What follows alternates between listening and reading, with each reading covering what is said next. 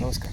कुलसुम ॲग्रोटेकच्या मधुर ज्ञान या नवीन सिरीजमध्ये आपलं स्वागत आहे.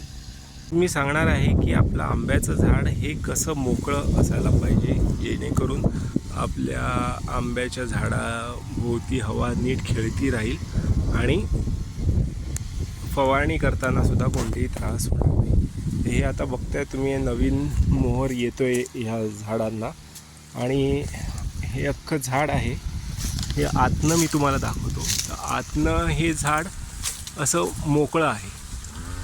मधल्या फांद्या आम्ही कापून टाकलेल्या आहेत त्याच्या, की जेणेकरून हे फक्त साईडला पसरते आणि आतमध्ये सूर्यप्रकाश पूर्णपणे खाली मुळापर्यंत पोचू शकतो. असं केल्यामुळे काय होतं की आंब्याच्या झाडामध्ये हवा खेळती राहते.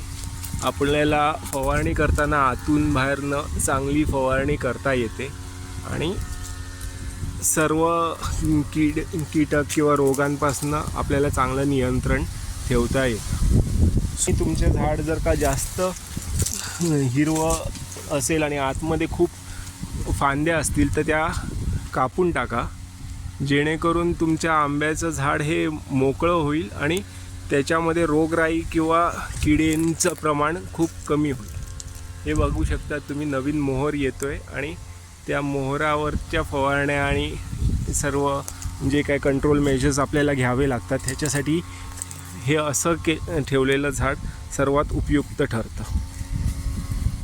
सो मधुर ज्ञानच्या हा व्हिडिओ कसा वाटला हे तुम्ही नक्की आम्हाला सांगा. थँक्यू.